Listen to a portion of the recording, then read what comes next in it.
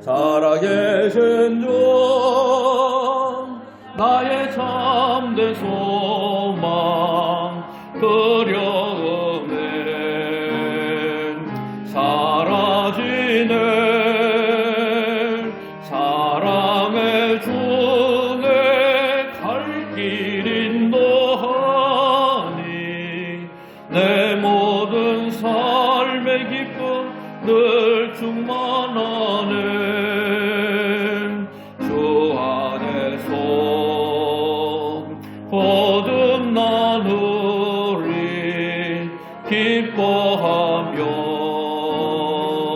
찬양하리. 가슴 속에 넘치는 확신 우리가 가는 길에 소망 넘치는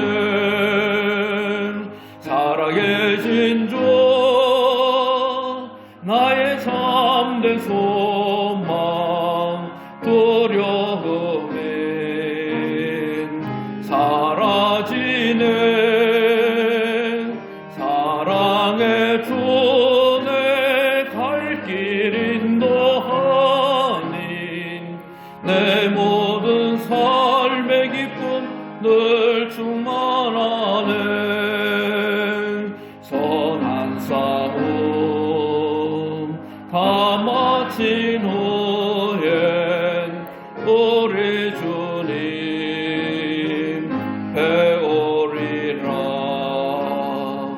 사망 원생 다 물리치고 주님이 다스리니 영광 넘치네. 살아계신 주 나의 참된 소망 두려움은 사라지네. 사랑의 주내 갈 길 인도하니 내 모든 삶의 기쁨 늘 충만하네. 아멘. 이 시간 함께 은혜 받으실 하나님의 말씀은 요한복음 20장 1절부터 18절까지의 말씀입니다.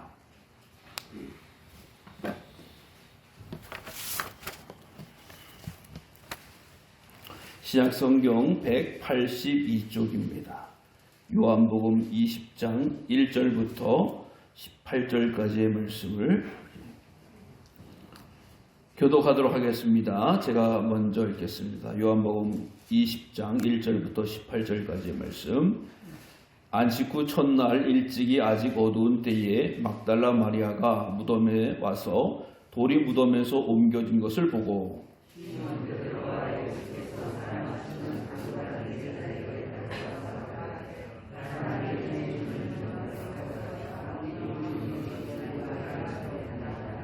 베드로와 그 다른 제자가 나가서 무덤으로 갈새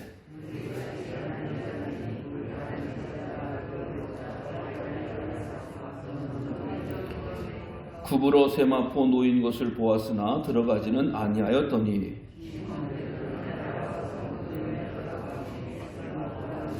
또 머리를 쌌던 수건은 세마포와 함께 놓이지 않고 딴 곳에 쌌던 대로 놓여 있더라.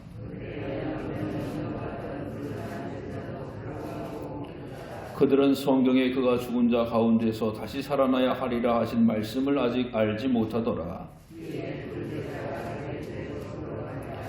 마리아는 무덤 밖에 서서 울고 있더니 울면서 구부려 무덤 안을 들여다보니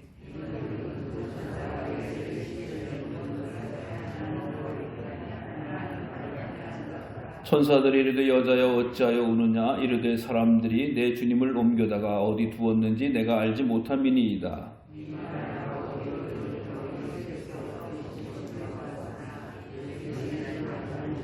예수께서 이르시되 여자여 어찌하여 울며 누구를 찾느냐 하시니 마리아는 그가 동산지기인 줄 알고 이르되 주여 당신이 옮겼거든 어디 두었는지 내게 이르소서 그리하면 내가 가져가리이다.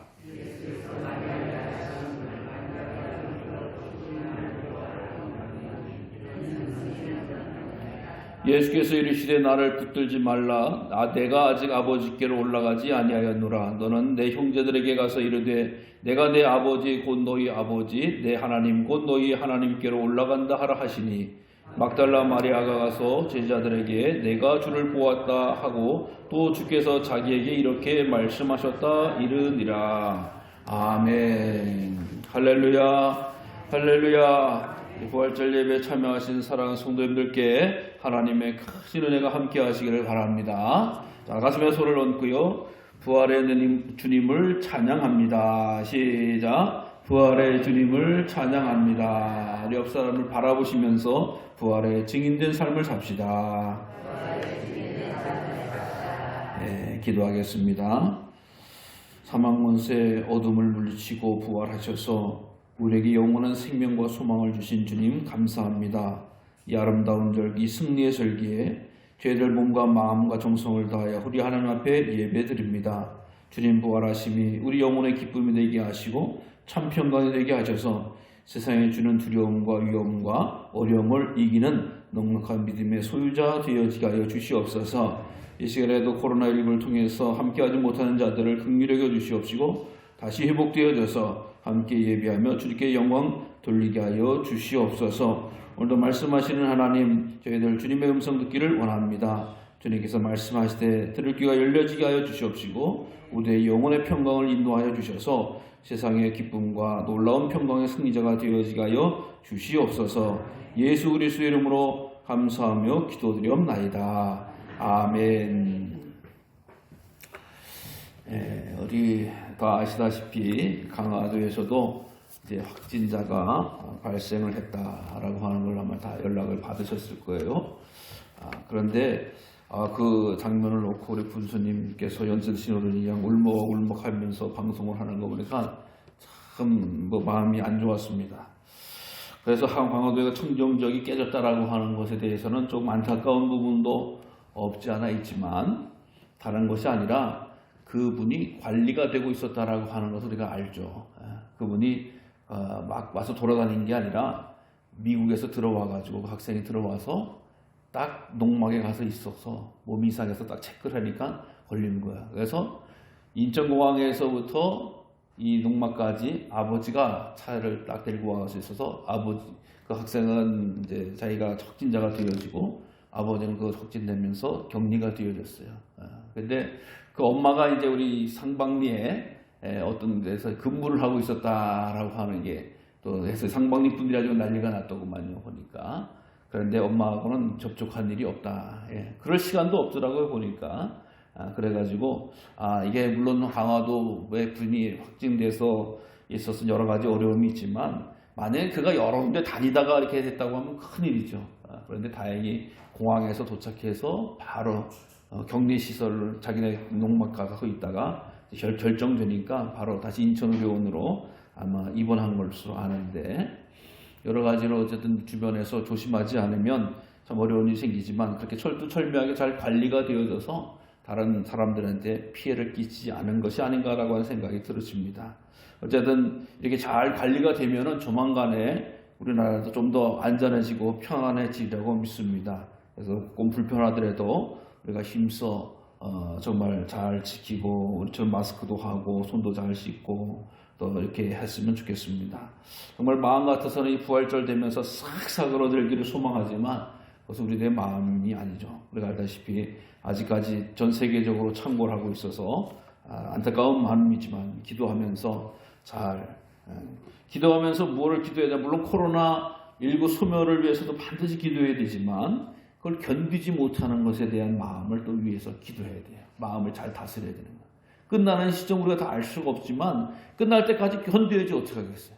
그렇다고 뭐 화날 거예요? 그렇다고 뭐 남한테 뭐 화풀이 할 거예요? 그렇다고 해가지고 뭐 내가 짜증 날 거야. 이 절대 그럴 필요가 없거든요. 그렇기 때문에 소멸도 기도하지만 이 견디는 기간 동안에 끝까지 잘 견딜 수 있도록 화내지 않고 다투지 않고 불안해하지 않고 염려스럽지 않고 격리한 사람들 이야기를 들어보면 저희 조카 아이도 와서 외국에서 들어와가지고 14일 동안 집에서 격리하고 했는데 같은 집에 살면서도 엄마 아빠 얼굴을 못 보는 거야. 밥도 따로 이렇게 넣어주고 먹고 또 화장실도 따로 쓰고 한 14일 동안은 그렇게 살다가 뭐 생지옥이다, 살아있는 감옥이다 라고 하는 생각을 하지만 그걸 잘 견뎌주는 사람들이 있으면 또 그리 어려운 가운데서도 잘 그쳐들 줄로 믿습니다. 자, 그러면서 우리에게 참 중요한 절기를 맞이했어요. 우리 기독교 최고의 축제, 부활절이라고 하는 겁니다. 어떻게 보면 성탄절보다 더 큰 축제가 이 부활절이죠. 왜냐하면 우리가 성경을 통해서도 알다시피 이 기독교가 기독교 된 건 다른 게 아니에요. 부활하신 주님을 증거했을 때, 선포했을 때예요. 사도행전을 통해서 보면 메시지의 내용이 뭐냐? 사도들이 세상에 처음 만난 사람들한테, 낯선 곳에 가서 전혀 알지 못하는 사람들한테 가가지고 예수 그리스도가 3일 만에 부활했다라고 하는 이 사실을 증거했을 때 능력이 나타나고 믿음의 역사가 나타났던 거거든요. 예수님이 뭐 갈릴리 사람이다, 뭐 유다 베들레헴에서 태어났다, 그런 건 얘기했어도 좋아요. 그건 나중에 문제지. 예수님만이 상사한 지 사흘 십자가에 달려 돌아가셔서 장사한 지 3일 만에 부활하셨다. 그 예수님을 믿는 사람이 죄를 구원받고 회개하면서 죄를 구원받고 죄를 용서받고 구원받는다라고 하는 이 메시지를 세계 어디든지 가면서 똑같이 전했습니다.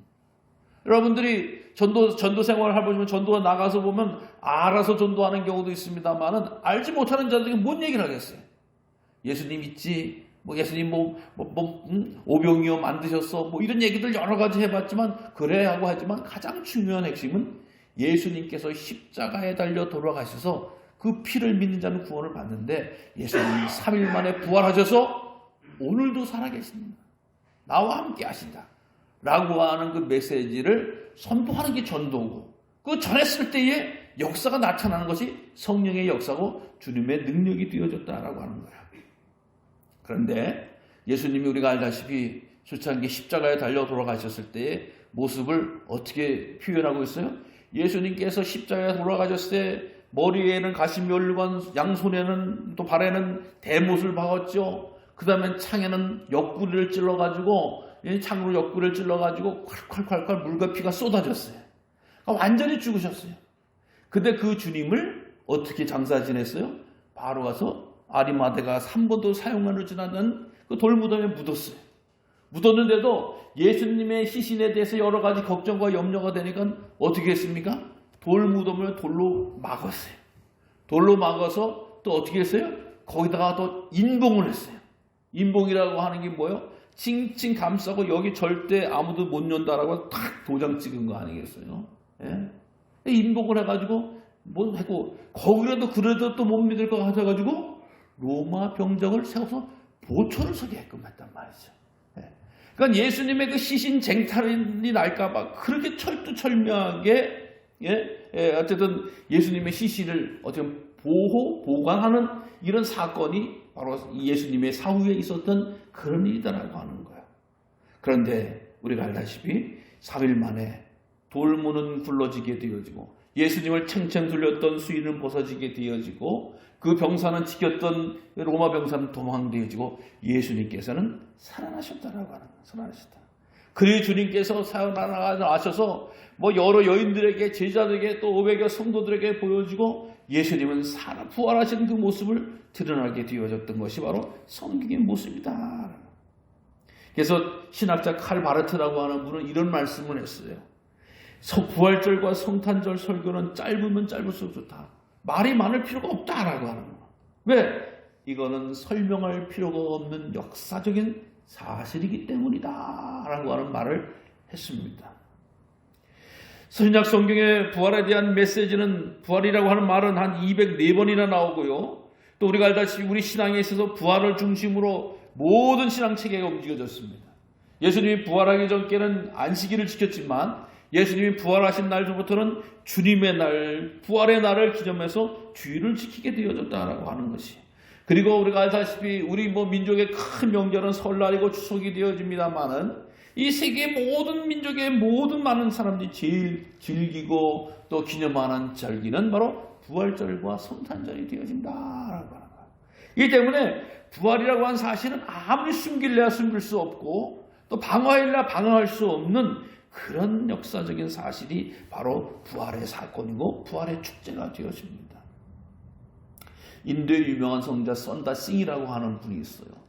인도 사람들은 힌두교죠. 소를 믿는 정도도 아니겠어요? 그래서 어떻게 보면 사람보다 소팔자가 더 좋은 것 같이 보이는 나라가 인도라고 하는 거예요. 근데 그 썬다싱이 거기에서 예수님을 증거하는 사람이 되어졌어요. 그러니까 우리가 알다시피 인도 사람들은 아주 뼈부터 조상들로부터 힌두교인이야. 근데 그 사람이 예수님이 됐단 말이죠. 예수를 믿는 사람이 됐단 말이죠. 여기에 참 의문이 가잖아요. 우리가 신앙생활을 하면서 처음 만나는 사람들하고 이야기할 때 제일 재밌는 얘기가 뭐예요? 당신은 어떻게 교회 다니게 됐어? 라고 하는 거예요. 그러면 어머 누구는 이것 때문에 교회 다니게 됐대. 누구 이것 때문에 예수님 믿게 됐다고 하면 참 재밌는 이야기 가운데 하나예요. 누구는 여러 가지 이야기들이 나오잖아요. 다 어떻게 보면 상황이 다를 수 있죠. 그러니까 썬다싱 같은 경우도 이렇게 인도에서 추앙받고 인정을 받는데 예수를 어떻게 믿었을까? 이제 영국에 갔을 때에 기자들이 물어봤다 그러는 거예요. 어떻게 힌두교를 버리고 기독교를 믿었습니까? 그가 하는 이야기가 있어요. 그가 그 기자들에게 대답할 때에 저는 신앙을 제가 영접하고 예수님을 믿게 되어진 것에 대해서 이 자기가 생각해보고 고백할 때 모든 종교는 다 똑같다는 거예요. 무슨 얘기냐? 모든 종교의 창조자 또 시조자 어쨌든 교주 이런 사람들은 다 죽었다는 거야. 다 죽었다. 근데 오직 예수님은 죽었다가 다시 살아나셨다는 거야. 부활의 사건이 정말 이 사건만이 정말 내가 믿어야 될 뿐이구나. 내가 정말 따라야 될 뿐이구나. 딴 사람들은 다 사람에 의해서 좌지우지되고 사람을 기념하고 추모하는 거지만 예수님은 살아계신 분이시구나 라고 하는 것이 믿어졌기 때문에 자기는 자기 민족의 종교요, 자기 부모의 종교요, 자기 뿌리의 종교인 힌두교를 벗어버리고 자기는 예수님을 믿는 기독교인이 됐습니다. 그거 이 부활의 증인으로서 살아가기를 결단했습니다 라고 하는 이런 간증을 했다고 합니다. 사랑하는 성도 여러분, 그렇기 때문에 이 예수님이 다시 사신 부활의 사건은 하나의 이벤트가 아니고 우리 신앙에 있어서 가장 중요한 축을 이루게 되어지는 거고 또 우리 신앙에 있어서 가장 큰 역동력과 힘을 발휘하는 것은 부활의 주님을 만나는 사건들인 줄로 믿으시기를 바랍니다. 그래서 우리가 마치 예수님의 제자들처럼 부활의 주님을 얼굴로 뵈는 그런 축복도 있으면 참 좋겠지만 그렇지 않아도 돼요. 우리가 성경을 읽다가 마음이 뜨거워질 수도 있고 찬양을 부르면서 눈물이 날 수도 있는 것이고 또 우리가 기도하면서 힘을 얻는 것이 다 부활의 주님을 만나는 놀라운 축복의 사건인 줄로 믿으시기 바랍니다. 그래서 주님이 살아계시다라고 하는 걸 제가 믿어요. 그것이 너무 감사해요. 너무 기뻐요. 너무 참 아름다운 일이에요. 라고 하는 우리 모두의 간증과 충만한 역사가 있어져야 된다고 하는 것입니다. 그런데요, 이것에 대해서도 끊임없이 도전하고 희망하는 그런 일이 있었다. 부활이 없다라고 하는 것에 대해서 자꾸 공격하잖아요. 심지어 사두개인들 같은 경우도 부활을 믿지 않는다라고도 이야기하는 사람도 있었습니다. 그런데요, 사도 바울 같은 경우는 부활이 없다고 하면 무슨 일이냐? 부활이 없다면 큰일 난다라고 하는 거예요. 무슨 얘기냐? 너희의 믿음도 헛되게 된다. 믿음도 헛되게 된다. 여러분, 우리 살아가는 데에서 가장 중요한 것이 믿음이지. 믿음. 여러분들이 우리가 교회 올 때 걸어서 오시는 것은 내 두 다리를 믿었기 때문에 또 걸어서 오시는 거예요. 자동차로 오시는 분은 내 차가 안전히 갈 것을 믿고 운전해 갖고 오시는 거예요. 가다가 내 차가 뒤집힌다고 믿으면 절대로 차 못 타는 거죠. 빵꾸 난다고 생각하면 못 타는 거예요. 얼마나 중요한지 모르잖아요. 우리가 비밀번호를 누르고 문을 열었을 때 이 비밀번호가 열린다고 하는 믿음을 가지고 내가 가지고 있는 열쇠를 돌릴 때 열쇠가 열린다고 하는 믿음을 가지고 다 돌리는 거 아니겠어요? 우리 신앙에 있어서도 이 내 생활의 모든 것이 믿음인데 부활이 없다라고 하면 이 믿음도 헛된 것이다. 나의 삶은 완전히 무너진다라고 하는 거예요. 부활이 없다라고 하면 너희 믿음이 헛된 것이다. 그리고 부활이 없다라고 하면 가장 큰 문제가 있는데 바로 여전히 너희가 죄 가운데 있는 것이다. 주님께서 부활하신 주님이시기 때문에 우리의 죄를 다 도말하신 줄로 우리는 믿는 거 아니겠어요? 죄 때문에 죽었으면 끝이지. 근데 살아나셨기 때문에 그 죄의 용서함을 받았다라고 하는 확실한 증거가 되어지는 거거든요. 그래서 이 세상에 사람들이 죄를 짊어지고는 살아갈 수가 없는 거예요. 죄를 가슴에 품고 살아갈 수가 없는 거예요. 그러니까 죄진 자가 우리가 알다시피 어떻게 살아갈 수 있습니까? 그 무거운 죄책감, 무거운 짐, 등짐보다 또 세상의 어떤 무거운 짐보다 죄의 짐이 가장 큰 거 아니겠어요? 그런데 주님께서 우리를 그 믿는 자들의 죄를 해결해 주셨다라고 합니다. 그리고 주님께서 다시 오시는 그날에 우리들에게 이 죄책감을 싣고 부활을 믿는 자들에게는 하나님과 같이 주님과 같이 틀림을 받게 되어지고 용서함을 얻게 되어진다라고 하는 이 귀한 축복의 소망을 우리에게 전해준 줄로 믿습니다. 그래서 우리들에게 있어서 중요한 이 부활의 신앙, 부활의 역사가 바로 오늘날 우리들에게 주시는 귀한 능력이라고 하는 거예요. 근데 이 부활의 사건이요, 맨 처음 경험했던 오늘 본문의 말씀처럼 그렇게 호락호락한 사건은 아니었던 것 같아요. 예수님께서 내가 부활할 것이다 라고 하는 것에 대해서 이미 십자가 지기 전에도 한 3번 정도 제자들에게 말씀해 주시는 거예요. 내가 부활할 테니까 두려워하지 염려하지 말라. 그러니까 예수님이 3번이나 말씀해 주셨다라고 하는 것은 확실히 부활한다라고 하는 것이죠. 확실히 부활한다. 여러분들 한 번, 두 번, 3번 주님께서 완전한 숫자 아니겠어요? 그래서 내가 부활하니까 너희들 내가 죽고 나서도 염려하지 두려워하지 말라라고 하는 말씀을 3번이나 해주셨어요. 그런데도 불구하고 예수님 부활의 사건에 대해서 깜짝 믿지 않는 사건이 나와요. 제자들이 쫓아갔어요.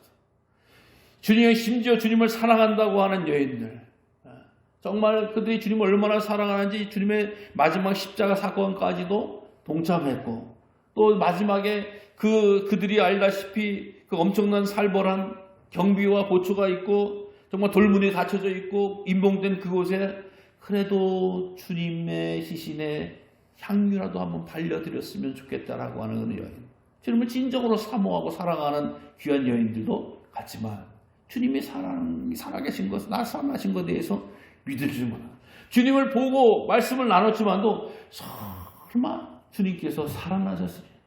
오늘 본문에 보면 동산지기 아니에요. 동산지기. 즉 그곳에서 관리를 하면서 돌아다니면서 산을 지키면서 왔다 갔다 하는 사람인 줄 알고 주님 여기 있던 시신 못 봤냐고 이걸 물어보고 두들기고 다니는 이런 모습까지 나타난 것을 보면은 부활의 사건이 참 믿긴 어려운 그런 사건이 아니었나 싶습니다. 그런데 그들이 그들이 이 상황 속에서 부활의 시신을, 주님의 시신을 발견하지 못할 때 그들이 울고 있었다. 정말 안타깝지요. 사랑하는 시신을 찾지 못한다라고 하는 거. 우리가 최근에도 그렇고 많은 그 큰 사건들을 보면서 보면 그나마 억장같이 무너진 사건 가운데서도 시신에도 잘 발굴해서 모셔서 장례라도 잘 치르게 되어지면 그나마 위로가 되어진데, 아직도 시신을 못 찾는 일이 있다라고 하면은 아주 참 괴롭고 힘든 일이에요. 똑같은 심정이었던 거예요. 예수님을 그렇게 사모하고 예수님의 말씀을 들었던 자인데 예수님이 시신이라도 봤으면, 근데 그런 거라고. 그러니까 막 울게 되어지는 거예요. 눈물이 날 수밖에 없는 거예요. 안타까울 수밖에 없는 거예요. 우리 주님 어디 가셨을까? 우리 주님 어떻게 되신 걸까? 정말 여인들의 그 감수성, 그 촉촉한 마음속에 그냥 무너지게 되어지는 거예요. 근데 여러분, 주님께서 뭐라고 하나? 살아계신 주님을 죽은 자 가운데서 찾느냐? 죽은 자 가운데. 어째요 산자를 죽은 자 가운데서 찾느냐? 여러분, 우리 주님은 살아나신 줄로 믿습니다. 우리가 정말 눈물을 흘릴 정도로 주님을 찾고 두드려야 될 것은 맞는 이야기예요. 그러나 죽은 자 가운데서 주님을 찾아서는 안 된다. 살아나신 분이기 때문에 우리 주님께서는 어디든지 우리가 주님을 찾고 구하면 귀한 능력과 은혜를 베풀어 주실 주님인 줄로 믿으시기를 바랍니다. 이제 주님을 시신을 찾는 일에 대해서 우리가 신경 써야 될 것은 아니에요. 주님 우리가 눈물 흘리면서 기도하고 간구할 것은 나의 죄를 회개하는 눈물, 나의 죄를 통회하는 눈물, 또 나이가 뿐만 아니라 나보다 더 어렵고 힘들고 또 곤란한 가운데서 처하는 정말 긍휼을 받아야 될 사람들을 위해서 함께 흘리는 눈물을 위해서 기도해야 된다. 찾아야 된다. 사랑하는 성도 여러분, 우리 주님은 살아계신 분이십니다. 그래서 육신의 눈물이 아니라 진정코 사모하러 간절히 두드리는 그 사모함의 눈물을 흘려서 주님을 찾고 힘쓰는 은혜가 있으시기를 바랍니다. 근데요, 예수님을 만나도 예수님이신지를 알지를 못한다. 알지를 못합니다. 참 신기한 것은 이 여인들뿐만이 아니었어요. 엠마오 도상으로 가던 제자들도 주님이신 줄 알지 못했어요. 물고기를 잡던 베드로도 주님이신 줄 알지를 못해요. 부활하신 주님이신 줄 알지를 못했어요. 주님이시군요. 주님 살아나셨군요. 말씀대로 살아나셨군요. 할렐루야 할렐루야 뛰면서 맞이했던 제자가 단 한 사람도 없었다라고 하는 것을 보게 됩니다. 사랑하는 성도 여러분, 우리는 주님의 말씀을 잘 기억해야 돼요. 주님의 말씀을 들었고 주님의 말씀을 수없이 주님과 함께했던 제자들도 살아나신 주님을 그렇게 알아보거나 모시지 못하는 그런 우를 범하는 적이 얼마나 많은지 알 수가 없어요. 우리가 신앙생활을 하면서 가장 중요한 것이 뭐예요? 살아계신 하나님의 말씀인 줄로 믿어요. 그 말씀이 그 말씀이 그 말씀이었어요 라고 할 때 얼마나 안타까움이 있고 얼마나 큰 후회가 있습니까? 주님이 그렇게 말씀하시니 이제야 오셨군요. 이제 역사하시는군요. 그 말씀이 그대로 이루어지시는군요 라고 하는 이러한 믿음의 역사와 또 귀한 축복의 사건이 우리 가운데 충만하시기를 간절히 소망하시기를 바랍니다. 주의 말씀은 다 이루어진다고 그랬어요. 자꾸 주님의 말씀을 잊혀지거나 외면하거나 그냥 넘겨서는 안 된다라고 하는 게 성경의 모습이에요. 주님이 그렇게 먹이고 입히고 데리고 다녀도 주님 살아나신다고 그렇게 말씀하셔도 그냥 안 믿는 거야. 받아들이지 않는 거야. 그냥 자기 생각만 갖고 있는 거야. 자기 요구만 갖고 있는 거야. 주님 앞에. 여러분, 우리가 부활의 현장에서 가장 큰 역사적인 사건을 이야기할 때도 아직도 믿지 못하는 목사님들이 매일 설교, 매주 부활절마다 설교인데 부활신앙 믿어야 됩니다. 뭘 하는데 안 믿는 분들이 아직도 많은 거예요. 설마 하면서. 사랑하는 성도 여러분, 우리들이 가장 완전하고 가장 복된 믿음을 갖는 것은 주의 말씀이 그대로 믿어질 때예요. 주의 말씀. 그리고 그 말씀에 그대로 순종할 때라고 하는 거예요. 내 머리는 내 생각으로, 내 방법으로, 내 판단으로, 나의 경험으로 주님의 말씀을 빗대어서 하는 것이 아니라 주의 말씀을 그대로 받아들이고 그대로 맞이하는 이런 축복이 우리 가운데 있으시기를 바랍니다. 그래서 주님이 역시 살아나셨군요. 주님 살아나실 줄로 제가 알았습니다. 주님 살아나셨으니 너무 기쁩니다. 감사합니다. 그러자 그 주님의 사건을 경험한 이 여인들은 어떻게 돼요? 내가 주를 보았다. 이제 나가서 외치기 시작을 한 거예요. 내가 주를 만났다. 내가 주를 보았다. 라고. 우리들의 신앙이 날마다 기쁨과 또 살아있는 역사하는 신앙으로 갖기 위해서는 부활의 주님을 보았다, 자랑하고 증거할 때인 줄로 믿으시기를 바랍니다. 우리들의 신앙이 침묵하는 신앙이 아닌 거예요. 신앙은 말하는 신앙, 고백하는 신앙입니다. 날마다 주님께서 나와 함께 하심을 믿습니다. 주님 사랑합니다. 주님 인정합니다. 주님께서 나와 함께함을 내가 고백합니다. 인정합니다. 라고 하는 거야. 주님께 내가 주님을 보았다. 내가 주님을 만났다. 여러분들 기도하는 가운데 오늘 주님이 이런 말씀을 주셨어. 오늘 내가 성경 말씀 가운데 내가 주님이 이런 말씀을 주셨어. 여러분도 오늘 받은 은혜가 있을 것은 말씀을 통해서 찬양을 통해서 받은 은혜가 있으면 내가 오늘 예배 드리는 가운데 그런 감동이 있어서 그런 기쁨이 있어서라고 하는 것이 여러분이 그냥 기쁘고 돌아가는 것이 아니라 그 입을 통해서 흘러나시길 바랍니다. 증거하시면 밥을 먹을 때 친구를 만날 때든가 가족을 대할 때든가 주님이 이렇게 하셨다라고 하기 때문에 주님이 이런 감동을 주셨기 때문에 이런 은혜를 주셨기 때문에 내가 증거하고 말하고 토해내는 것입니다 라고 하는 이런 역사가 바로 우리 살아있는 신앙이고 주님을 만난 자의 모습이라고 하는 것입니다. 사랑하는 성도 여러분, 우리가 2000년 전에 주님 육체적인 이 여인처럼 만날 수는 없습니다. 그러나 아까도 말씀드렸지만 주님께 우리에게 감동으로 은혜로 생명으로 사랑으로 주시는 놀라운 축복이 우리 가운데 있으신 줄로 믿으시기 바랍니다. 우리 모든 믿음의 자녀들은 부활한 주님을 만난 줄로 이미 믿으시기 바랍니다. 그 주님을 만났다라고 하는 자랑과 외침과 선포가 이 코로나19로 인해서 아파하고 주저앉고 두려워하고 염려하는 성도들에게 또 이웃들에게 세상에게 외치는 은혜가 있으시기를 바랍니다. 우리 주님은 치료의 주님이십니다. 우리 주님은 권능의 주님이십니다. 우리 주님은 모든 것의 근원이 되시는 주님이시에요. 그래서 주님을 만날 때 모든 것이 회복되어지고 은총과 소망 가운데